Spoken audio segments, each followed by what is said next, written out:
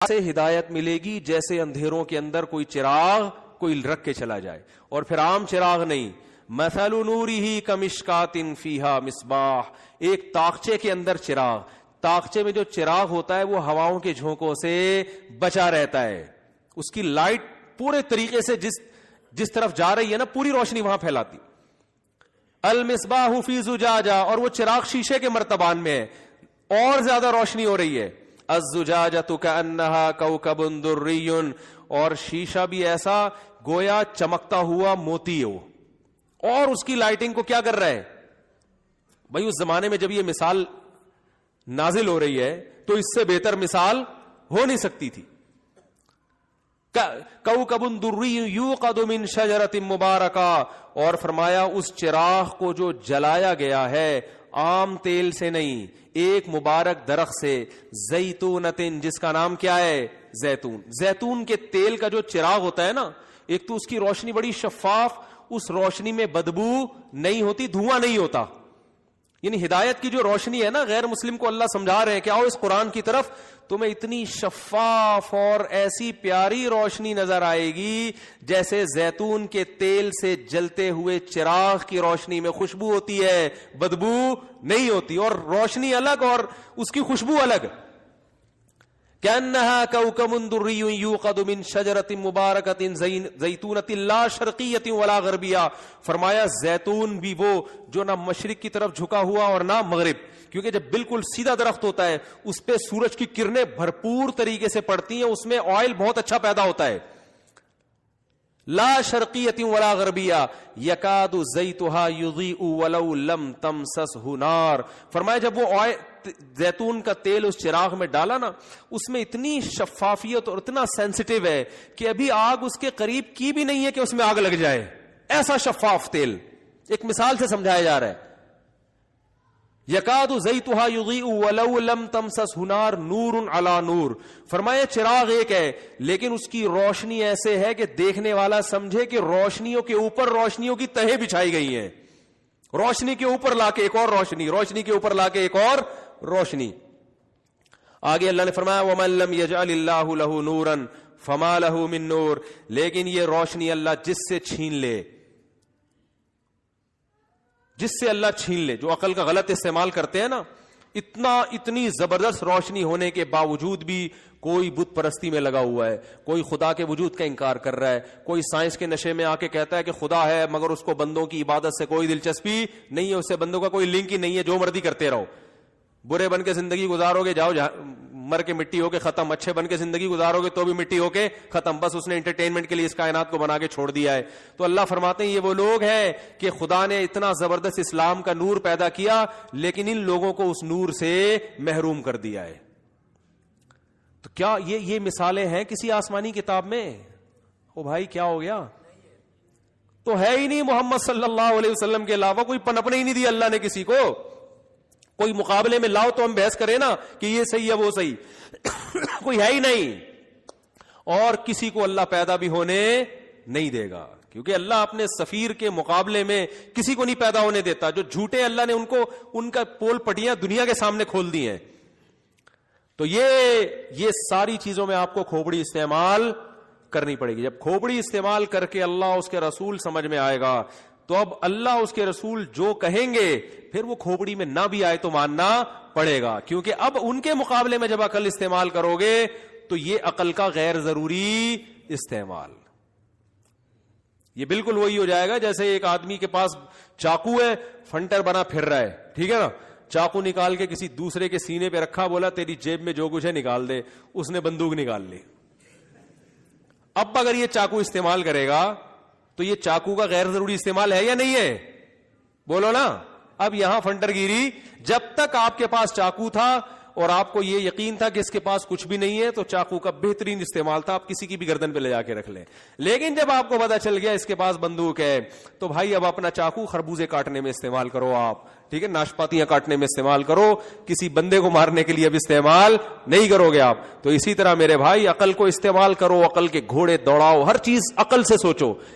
یہ جو آج کل دیندار لوگ، بہت سے دیندار لوگ جو عقل نہیں استعمال کرتے نا، یہ پرلے درجے کی حماقت ہے. قرآن تو کہتے ہیں جنت میں جائیں گے یہ عقل مند لوگ، جو عقل کو استعمال کرتے ہیں. لیکن اس عقل کو استعمال کرتے کرتے جب آپ کو یقین ہو گیا کہ خدا بھی ہے اور محمد صلی اللہ علیہ وسلم اس کے رسول ہیں, تو ان کی بات اگر آپ کی عقل میں نہیں آ رہی تو عقل کے گھوڑے دوڑانا چھوڑ دو. بولے بھائی ہم چھوٹے لوگ ہیں, اللہ سے آگے, کیونکہ نبی اپنی طرف سے کوئی بات نہیں کہتے, وہ تو اللہ کی بات ہے. بھائی اللہ سے آگے نہیں نکل سکتے. پردہ سمجھ میں آئے نہ آئے, جب اللہ نے عورت کو حکم دیا کرنا پڑے گا. داڑھی رکھنے کا حکم دے دیا, نماز کا حکم دے دیا, کھوپڑی میں آئے نہ آئے, سود سمجھ میں نہ بھی آئے تو بھی چھوڑنا ہے. زنا پہ کتنے لیبل لگا دو میرے بھائی, بہت اچھا, اس سے یہ اور یہ, معاشرے میں کیا خرابی. قرآن کہہ رہا ہے, خدا کہہ رہا ہے کہ انہ کان فاحشۃ, اللہ کو زنا سے نفرت ہے, یہ بہت بڑی بے حیائی ہے. مردوں سے بدفعلی بہت بڑی بے حیائی ہے, خدا کو پسند نہیں ہے. چور کا ہاتھ کاٹ دو اللہ کہہ رہا ہے. اب آپ کہتے ہو کہ یار اس نے کیا اتنا بڑا جرم کیا, ہاتھ کاٹ دو.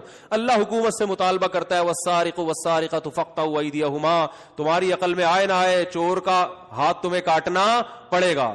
جو زنا کرتا ہے اللہ حکومت سے مطالبہ کرتے ہیں اس کو 100 کوڑے لگاؤ, اگر شادی شدہ ہے تو پتھروں سے مار کے ہلاک کر دو اس کو.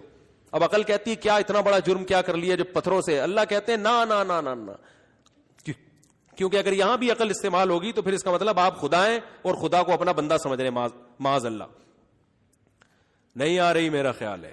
تو یہ اللہ کے حکام ہے, نماز, زکوٰۃ, روزہ. تبھی میں غامدی صاحب سے کہتا ہوں کہ اپنی عقل کو قرآن و سنت کے خلاف استعمال بولو نہیں کرو. خدا نے کہہ دیا سفر میں اور مرض میں روزہ چھوڑ سکتے ہو, ٹھیک ہے, اس کے علاوہ اللہ نے اجازت نہیں دی. کل آپ کا پیپر ہے تو اللہ نے آپ کو رمضان کا روزہ چھوڑنے کی اجازت نہیں دی, چاہے آپ ترقی میں پیچھے ہی رہ جائیں. کہتے قوم کے وسیع تر مفاد میں نا ترقی بھی چونکہ کرنی ہے تو ایکچولی یہ روزہ وہ ٹوپی ڈرامے گھما گھما کے, بھائی یہ تو منسوس مسائل ہے, صاف طور پہ قرآن میں لکھے ہوئے ہیں, ان میں تھوڑی تبدیلی ہوگی. ہاں بیماری میں, اور اس میں بھی فنٹر نہ بنو. بیمار کو جب اللہ نے چھوڑنے کی اجازت دی ہے تو کوئی بیمار اگر چھوڑ دے تو پھر زیادہ فنٹر وہاں بھی نہ بنو کہ کیوں چھوڑ رہا ہے. میرا گلا خراب تھا, 5-6 سال پرانی بات ہے, گلا میرا, مجھے پتا تھا اگر میں نے دوا نہیں لی تو یہ 1 ہفتہ ڈیلے ہو جائے گا اور لمبا, تو میں نے رمضان کا روزہ چھوڑ دیا. اب ہر آدمی ابے بھائی مفتی صاحب کیا ہو گیا یار, آپ گلا اتنا, گلا کی خرابی کوئی ایسی بیماری تو نہیں ہے.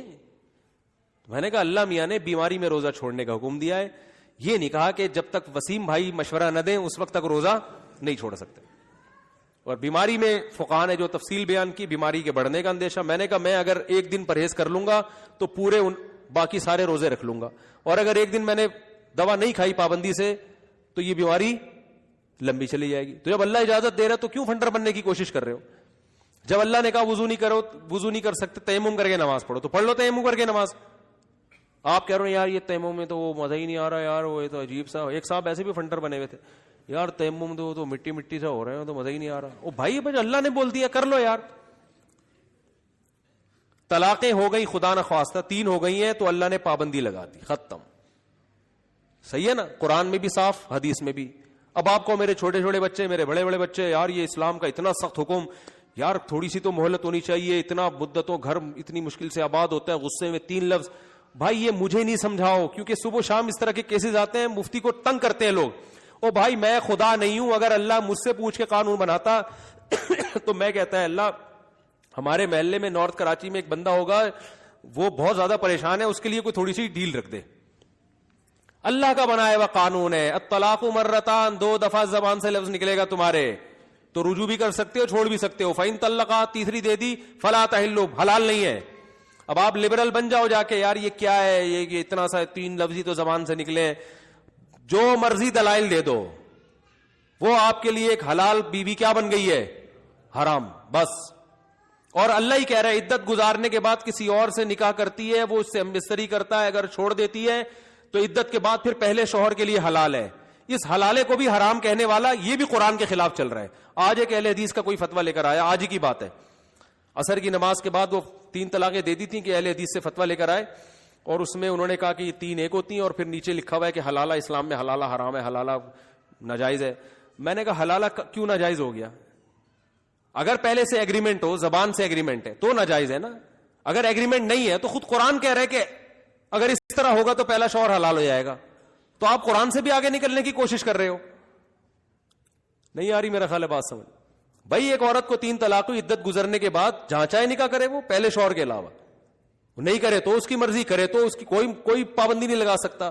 نہ کوئی اہل حدیث عالم پابندی لگا سکتا ہے، نہ کوئی دیوبندی پابندی لگا سکتا ہے. قرآن نے کہا کہ بھئی جہاں چاہو نکاح کرو. اب نکاح کرنے کے بعد ہم بستری ہو گئی، تو اب اگر عورت اس شوہر سے طلاق مانگتی ہے تو اس طلاق مانگنے پر بھی قرآن نے کوئی پابندی نہیں لگائی اور نہ حدیث نے کوئی پابندی لگائی. عورت کو اگر یہ غیرت کے خلاف لگ رہا ہے تو یہ اس کی اپنی سوچ ہے. بھئی رہو اس کے ساتھ، کس نے کہا طلاق مانگو اس سے؟ اسی شوہر کے ساتھ رہو. اور اگر طلاق مانگتی ہے اس بیس پر کہ پہلے شوہر کے پاس جانا چاہتی ہوں، اس طلاق مانگنے